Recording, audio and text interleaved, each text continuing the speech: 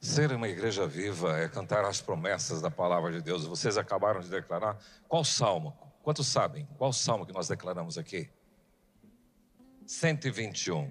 É isso. Eleva os olhos para os montes, de onde me virá o socorro. E depois ele diz: o meu socorro vem do Senhor, que fez os céus, a terra, o mar. E tantas coisas lindas que esse salmo fala. E uma igreja viva proclama as promessas de Deus. Proclama a palavra de vida. Estamos olhando para os montes, o nosso socorro vem do guarda de Israel. Nós estamos em pleno aniversário da nossa igreja, dia 21 de julho, portanto, ontem, completamos 62 anos. E eu quero agradecer a Deus pelo privilégio desses 62 anos, eu participo aqui há 38 anos. A IPI do Brasil, agora 31 de julho, 122 anos. Semana que vem nós temos uma reunião importante em São Paulo, peço até você que esteja orando, porque trata de alguns assuntos da denominação. E nós vamos estar todos reunidos, representando de várias regiões do país, representando a IPI do Brasil. No domingo que passou, nós inauguramos 3 marcos. Vocês sabem que aqui nós temos 3 pedras que foram colocadas e a gente deixou cada uma delas com uma ideia de marco. Nós temos a pedra da entrada, a pedra da rotatória, a pedra do Jardim das Oliveiras. A pedra da entrada, ela vai lembrar a gente da época do Panambi, que a nossa IPI no Mato Grosso do Sul iniciou em Panambi, depois é que veio para Dourados. O marco 2, que é a pedra da rotatória, lá ela vai sinalizar para nós, e lá tem tudo isso que vocês estão vendo nessa tela, o templo antigo e o salão social, porque antes de fazer aquele templo, nós congregamos um período no salão social. O marco 3, que é aqui no Jardim das Oliveiras, vocês vão ter a representação do templo sede, que é de onde saímos agora da administração, e o Espaço Esperança na Weimar Torres. E agora nós temos o outro marco, que foi a instalação do bloco administrativo e pastoral. Até convido você, após o culto, se você quiser conhecer as dependências novas nossas ali, você vai poder conhecer os gabinetes pastorais, a cenáculo, o lugar de oração. Tem várias salinhas ali, tem o lugar do estúdio, onde todos os ensaios devem acontecer. Então seria legal. E nós temos no segundo pavimento o setor de comunicação nosso, o setor financeiro. Então, se vocês depois quiserem conhecer, estão convidados, vai ter pessoas lá, vamos ter pessoas lá para receber você. Nós entramos aqui neste ambiente em 2022, mas desde 90 a gente estava com a nossa sede lá na Rua dos Missionários, fazendo atendimento pastoral e administração lá.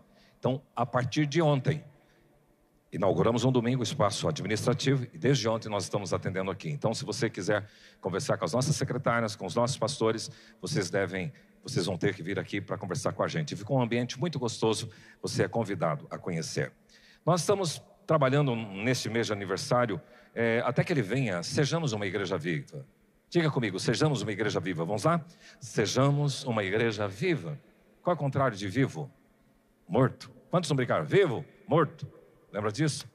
A igreja viva é que ela exala o bom perfume de Jesus. A igreja viva irradia a graça. É uma igreja atuante, uma igreja influente, uma igreja relevante, uma igreja dinâmica e que é sinal do reino de Deus na comunidade onde ela está inserida. E temos sido desafiados nessas últimas terças-feiras a trabalhar dessa forma, entender e se engajar.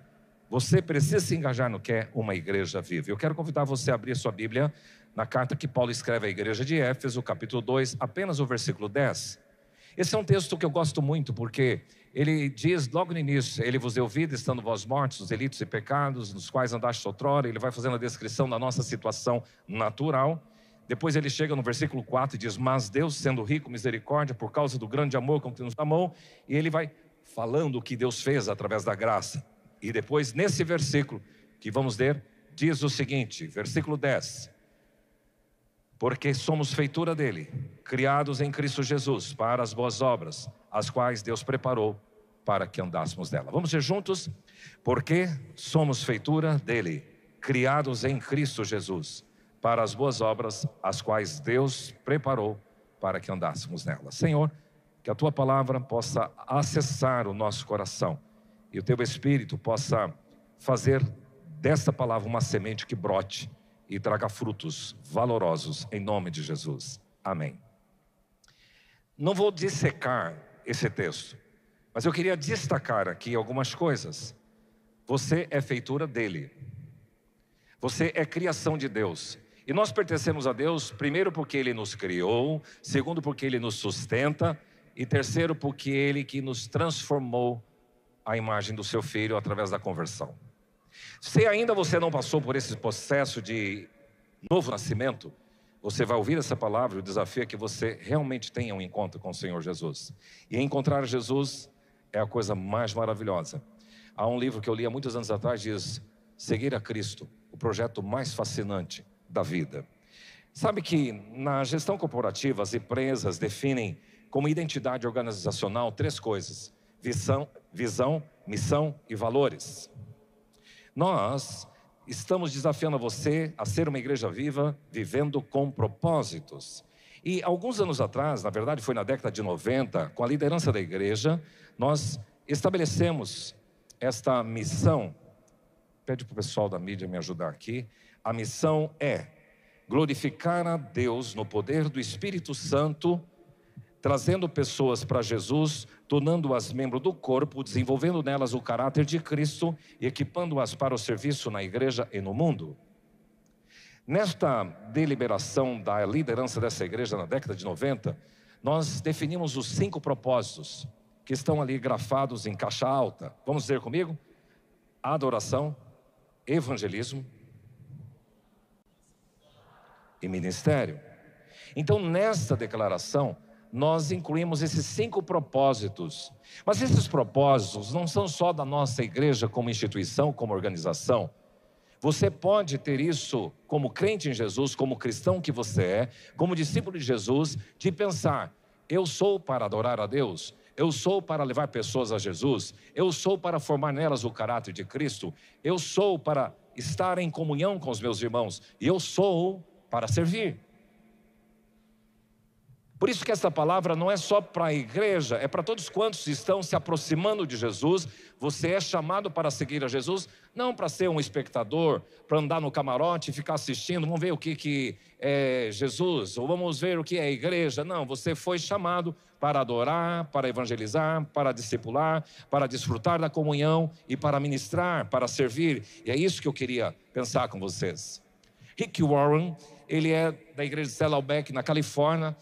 Alguns anos atrás eu estive com o pastor Gustavo, nós fomos lá na Califórnia, fomos nessa igreja Saddleback, é uma igreja muito bonita, e ele escreveu, nessa década foi interessante que nós lemos esse livro com toda a igreja, os 5 propósitos da igreja, que são esses 5 propósitos que eu estou comunicando a vocês.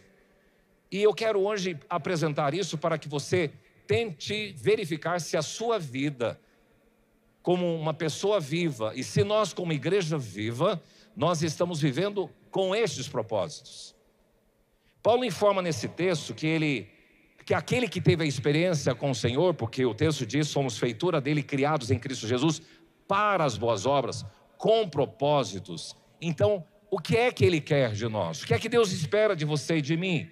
Se você já aceitou Jesus como seu Salvador e Senhor, você tem que ter uma vida com propósito. A sua vida é para adorar, para evangelizar, para desfrutar da comunhão, para discipular e para servir.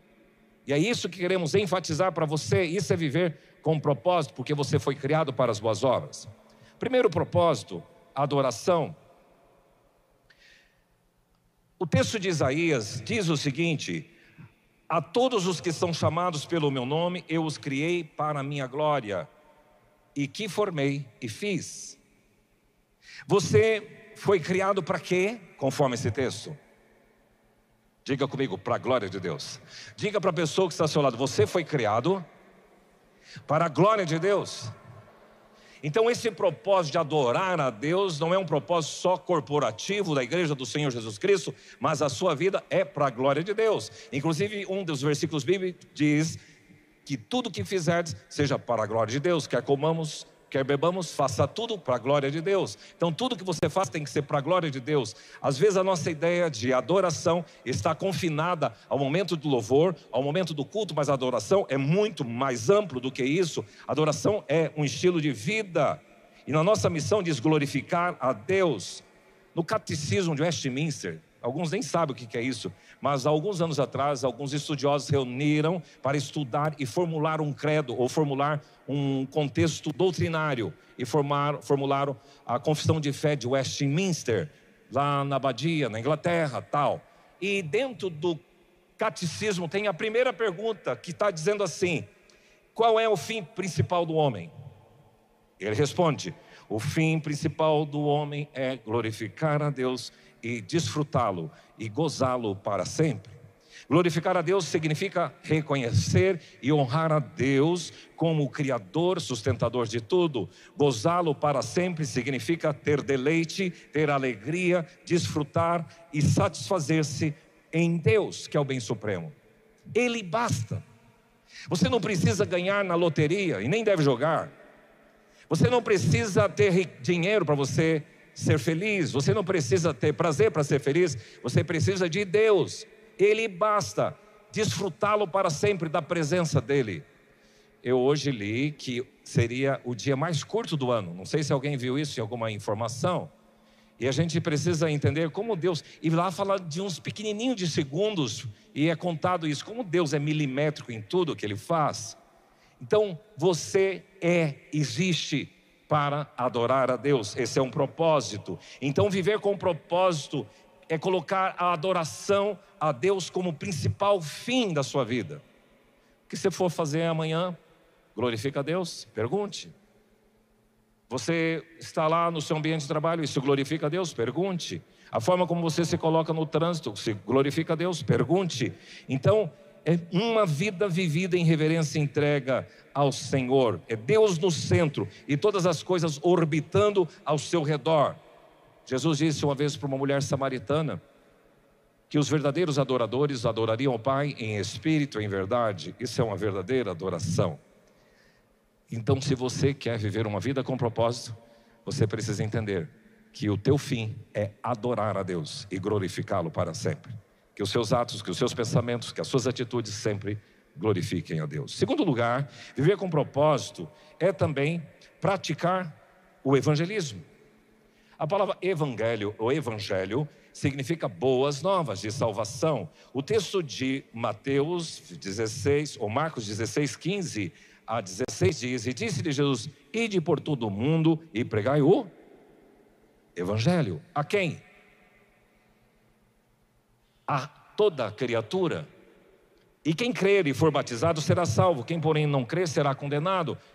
Grave isso, meu amigo, em qual grupo você está aqui? Aquele que creu ou aquele que não creu? Porque quem crer será salvo. Crer e for batizado, porque alguém que recebeu Jesus como seu Salvador e Senhor, o passo subsequente é posicionar-se. Eu quero receber o batismo porque ele me identifica com o corpo de Cristo. Isso é o significado do batismo. Então, se você até hoje é uma pessoa que vem aqui, frequenta a igreja, você será sempre bem-vindo. Mas eu queria dizer para você, é necessário se batizar, se posicionar. Quem crer e for batizado será salvo. Quem não crer, que diz o texto, será condenado. Não sou eu quem diz, foi o Senhor Jesus. Então, posicionar-se diante do Pai. Então, na nossa missão, trazendo pessoas para Jesus, isso é evangelismo. A igreja viva entende que o seu propósito é falar de Jesus ao vizinho, ao colega de faculdade, ao ambiente de trabalho. O evangelho é as boas novas de salvação, é levar as pessoas a conhecer Jesus. Achei interessante que eu estava ouvindo uma palavra e a pessoa dizia o seguinte, que em Atos tem um registro de que lá, em certo lugar, foi pela primeira vez os discípulos de Jesus chamados cristãos. Não foi ele que colocou na rede social, eu sou cristão. Mas as pessoas vendo o comportamento dessa pessoa, diz, esse cara parece com Cristo, portanto ele é um cristão. O que é importante não é você colocar na sua rede social, eu sou membro de tal igreja, eu sou crente em Jesus, eu sou discípulo. O mais importante é que você se identifique com uma pessoa normal e que eles digam, esse homem, essa mulher, esse moço, essa moça, essas pessoas são cristãs. Elas parecem com Jesus. O evangelismo é isso, é proclamar Jesus. E você proclama Jesus com palavras, mas também com atitudes. E alguém já disse que o que você faz fala tão alto que não consigo ouvir o que você diz. Os gestos são importantes. Alguém também já disse, acho que foi Agostinho, vai lá e prega o evangelho. Se preciso for, use palavras. Olha que lindo. É viver o evangelho. O evangelismo é você, pela sua vida, atrair as pessoas para Jesus pelo seu jeito de se posicionar. E olha, isso é interessante, que as pessoas reconhecem os verdadeiros cristãos, elas sabem. Portanto, por favor, você, meu irmão, que já se posicionou, é membro da igreja, cuidado com a sua vida para não envergonhar o evangelho. Porque a Bíblia diz: ai daquele que envergonhar o evangelho, melhor lhe fora que pegasse uma pedra, amarrasse no seu pescoço e lançasse-se no mar, do que fazer um dos pequeninos se escandalizar pela sua vida. Então, Alexandre o Grande, uma vez, tinha um soldado no seu exército, é contada essa história, que se chamava Alexandre. Mas ele era um cara muito complicado. Um dia ele chamou esse soldado e disse: ou mude a sua atitude, ou mude o seu nome. Essa é a ideia do cristianismo, é você ser parecido com Jesus e evangelizar. É a missão de compartilhar as boas novas de salvação em Cristo. É a resposta à ordem de Jesus: ide por todo mundo e pregai o evangelho. É essa a ideia, envolve proclamar que há perdão, que há graça, que há misericórdia, que há redenção, que há vida eterna. Nos últimos dias, nós pastores fomos em 2, 3, 4 velórios. Hoje tem um outro que é avó de um membro da nossa igreja. Jodache esteve lá agora há pouquinho. Cara, você precisa entender que se você morrer sem Jesus, o texto ali diz: quem não crer será condenado. Então, meu amigo, se você creu e foi batizado, você será salvo. Então, o crente de Jesus, quando morre em Cristo, nós ficamos tristes pela separação, mas nós temos uma esperança daquilo que a palavra diz: nem olhos viram, nem ouvidos ouviram, nem jamais penetrou em coração humano do que Deus tem preparado. Para quem? Para os que o amam. Isso é evangelho. Viver com propósito é viver para adorar a Deus, mas também é evangelizar. Em terceiro lugar, o terceiro propósito daquele que foi criado em Cristo Jesus é a comunhão. Olha o que esse texto diz de João: se porém andarmos na luz, como Ele na luz está, mantemos comunhão uns com os outros, e o sangue de Jesus, seu Filho, nos purifica de todo o pecado. Tem muita gente que acha que pode ser cristã sem estar vinculado a uma igreja evangélica. Aqui nesse texto diz: nós temos que viver em comunhão, relacionamento, tornando a membro do corpo de Cristo. Manter a comunhão é relacionar-se com o corpo de Cristo. Comunhão é o relacionamento sincero com as pessoas dentro da comunidade de fé. É um relacionamento amoroso, é um relacionamento constante entre os irmãos de fé.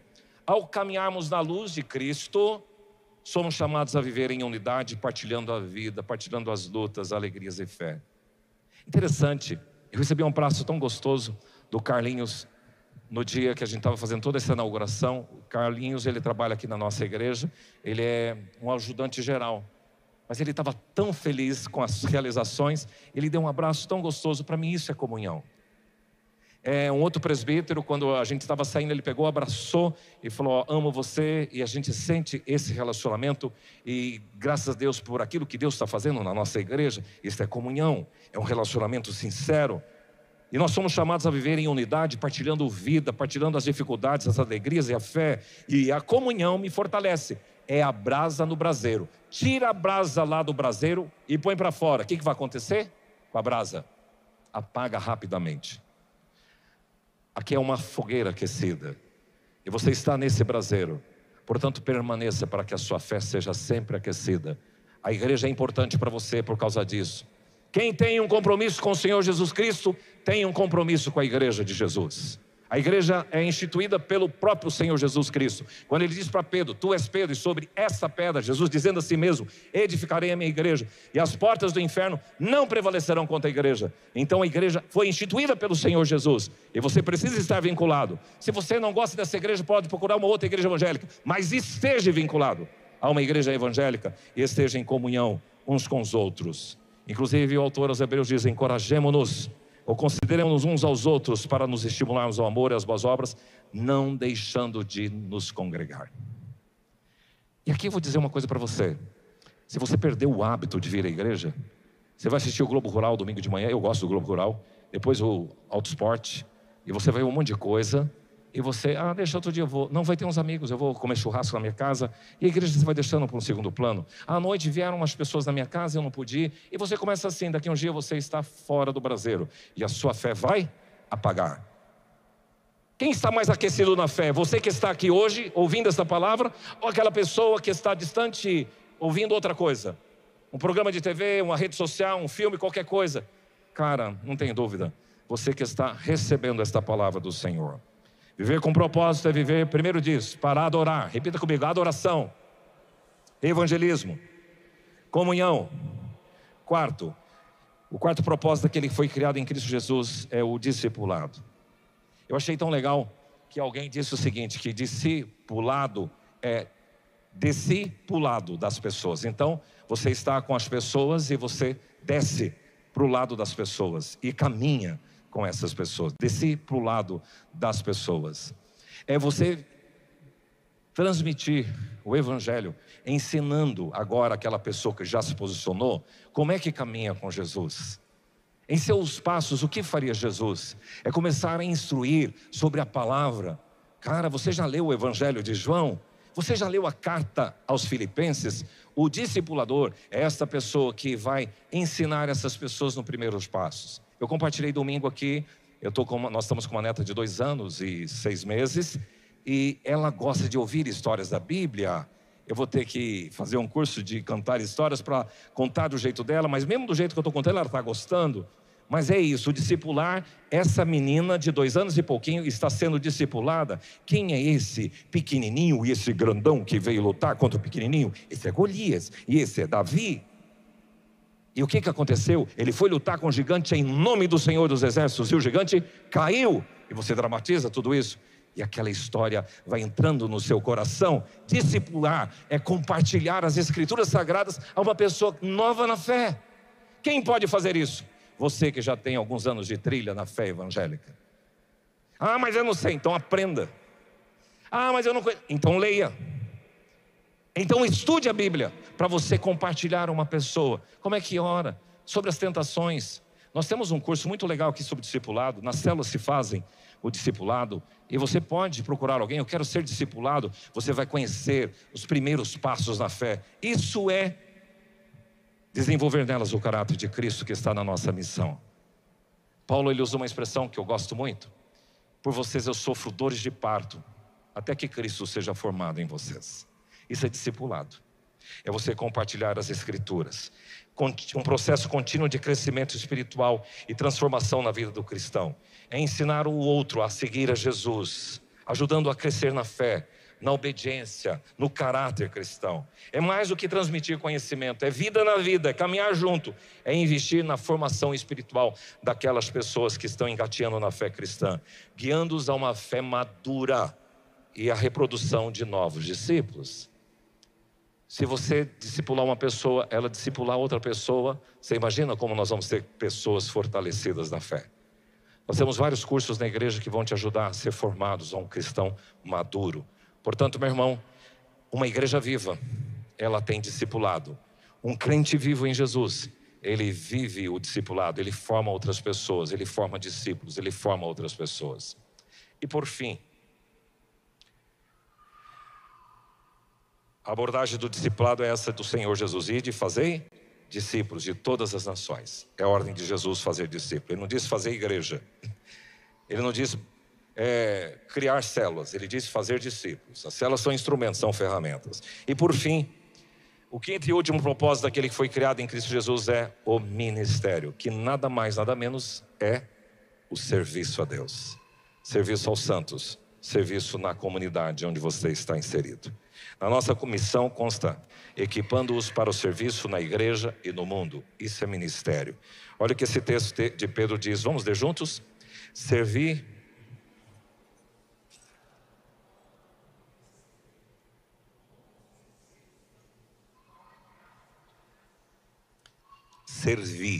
uns aos outros, usando os seus dons, cada um com o dom que recebeu. Por esse versículo, os estudiosos dizem que pelo menos um dom o crente em Jesus recebeu. Você não pode esconder esse dom lá, vou deixar guardadinho. Não, esse dom tem que ser usado para serviço do reino de Deus. O dom é uma ferramenta para equipar a igreja. Então, por favor, use o seu dom. E Deus nos abençoou com certos dons. E Deus usa essas pessoas com seus dons para nos abençoar. Cada crente é um ministro e o dom tem um propósito. edificar o corpo de Cristo. Portanto, na igreja não é um lugar de espectador. Às vezes a gente aqui do púlpito fala, você que está nos assistindo o culto. Eu falo essa palavra errada, porque culto não se assiste, culto se faz. Eu estou cultuando a Deus, não estou assistindo, mas pode assistir o culto. Mas isso não é cultuar. Assistir o culto pode, mas não é cultuar. Cultuar é quando eu estou envolvido no culto, quando eu participo do culto. Você foi salvo para servir. Se você não posicionou em Jesus, o dia que você for alcançado por Ele, o dia que você tomar a decisão, eu quero ser batizado, você assumiu o seu processo de novo nascimento. Você é feitura de Cristo Jesus, e a palavra feitura de Paulo, a igreja de Éfeso, é obra de arte. Você é uma obra de arte, criado em Cristo Jesus, para as boas obras, as quais Deus preparou lá no passado, para que você andasse nela. Então, agora eu vou servir. Eu quero servir a Jesus. Eu já contei para vocês que alguns anos atrás, acho que 2 anos, eu fui no Templo de Salomão, lá no Brás, e conheci toda a estrutura muito bonita. Tem uma maquete, uma réplica do tabernáculo, conheci tudo. A estrutura deles é muito linda. Mas o que muito me chamou a atenção foi uma pessoa que estava lá. Eu perguntei para ele de forma muito discreta. Ele estava ajudando, servindo, orando com as pessoas. Eu falei, você é obreiro daqui, deste lugar? Ele falou, não. Você recebe alguma coisa? Ele falou, não. Eu falei, mas você vem como voluntário aqui, como servo do Senhor? Sim. Se você soubesse quem eu era e hoje o que Jesus transformou a minha vida, eu não tenho como fazer diferente, eu quero servir. Uau! Alguém já disse, se você não vive para servir, você não serve para viver. Essa frase, ela parece que é atribuída a Madre Teresa de Calcutá. Cada cristão foi capacitado com habilidades, com dons para o serviço. E o meu serviço tem que abençoar outras pessoas. Você entrou neste lugar, teve gente que te orientou no estacionamento, são servos. Você chegou neste lugar, tem gente que estava preparando o chazinho, o café, são servos. Esse ambiente foi preparado, organizado, são servos. O louvor teve ensaio para tudo, servos. Esse que prega teve que estudar para chegar aqui e servir vocês. Então cada um, o pessoal que está no serviço de forma geral, muitas coisas acontecendo no culto como ministério. Gente que foi chamado para servir. Pois bem, sejamos uma igreja viva, vivendo com propósito. Diga para a pessoa que está ao seu lado, viva com propósito de adorar, evangelizar, participar da comunhão, discipular e servir. A igreja saudável e eficaz é esta que adora a Deus. Cadê a equipe que deveria estar aqui? Está demorando. Você foi chamado para servir a Deus e glorificá-lo para sempre. Eu queria que nesta noite você considerasse bem o que você acabou de ouvir nesta hora. E falar, Deus, aqui está a minha vida. Por favor, me use. Você é feitura do Senhor, você já foi salvo em Cristo Jesus. Vocês viram aqui? Quem crer, se posicionar, será salvo. Quem não crer, será condenado. Grave que você é feitura do Senhor. Em Cristo Jesus você foi criado novamente, mas você teve que ter um encontro com o Senhor Jesus. Nós vamos refletir sobre isso. E depois eu quero fazer um apelo para aquela pessoa que aqui está nesta noite, ainda não se posicionou em Jesus. Falou, olha, ouvindo isso, eu acho que chegou a hora de eu me posicionar em Cristo Jesus. E eu quero cumprir esse propósito de Deus para a minha vida.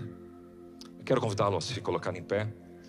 Há uma canção que está na minha playlist Spotify 2023, primeiro semestre. Eu tenho várias listas, cada semestre eu tenho uma playlist. Posso compartilhar depois contigo.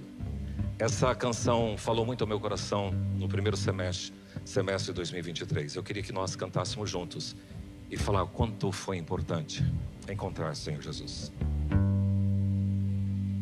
Te encontrar foi tão bom. Eu não tinha paz nem prazer, me sentia muito só, sem ter mais razão pra viver. Te encontrar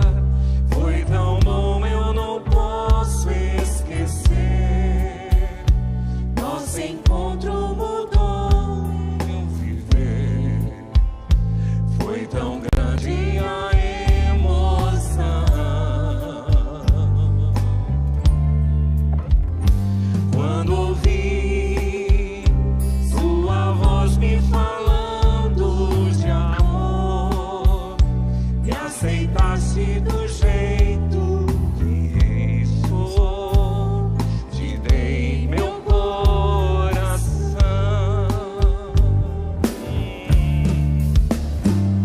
Não posso viver longe do Senhor, não posso ficar sem tua luz. Eu quero dizer que amo só a ti, Jesus.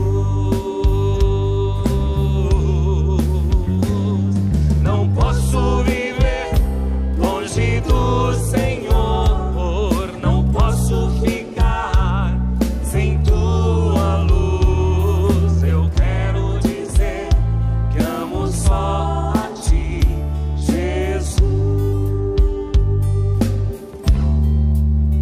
Te encontrar me mostrou nova direção. Teu amor fez mudar tudo em mim e o meu coração transformou. É tão bom, eu não posso explicar o prazer de sentir teu amor me envolver quando estou ao pé da cruz. Eu só sei de uma coisa e vou lhe dizer: simplesmente eu não posso e não sei viver sem a ti, Jesus. Não posso viver longe do Senhor, não posso ficar sem tua luz. Eu quero dizer que amo só a ti, Jesus.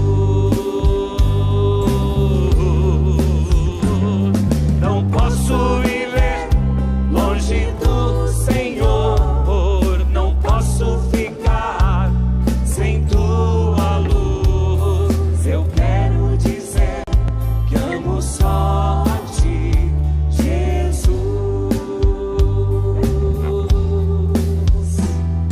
Eu quero dizer que amo só a ti, Jesus.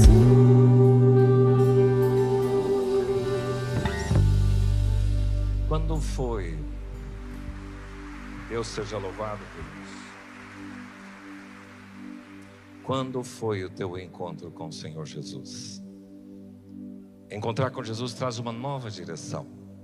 Se nessa noite, você que aqui entrou, já tem vindo até algumas vezes, mas nunca disse assim: Jesus, eu te recebo como meu Salvador e Senhor.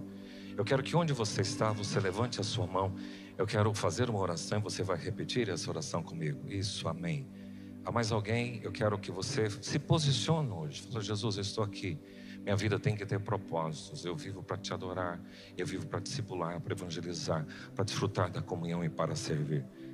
Se você quer fazer isso, onde você está, levante a sua mão e você vai orar comigo assim.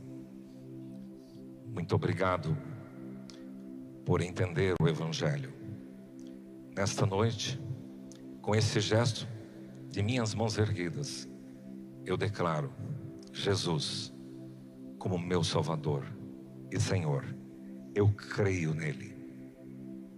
E a palavra do Senhor diz que todo aquele que crê e for batizado será salvo. Então meu nome está escrito no livro da vida. Sela. Reconheço que sou pecador e que o sangue de Jesus me purifica de todo pecado. Em nome de Jesus eu oro. Amém.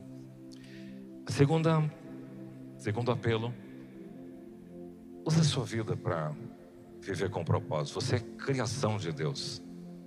Você é para adorar. Você está fazendo isso? Então essa segunda oração é você que quer melhorar a sua performance de adorador, de discipulador, de evangelista, de crente que desfruta da comunhão e de ministério que é através do serviço. Então onde você está, diga sim para o Senhor: aqui está a minha vida, Pai. Faz de mim um adorador, um discipulador, uma pessoa que tem prazer na comunhão. Faz de mim um evangelista, faz de mim um servo, para a tua honra e para a tua glória, em nome de Jesus. Amém.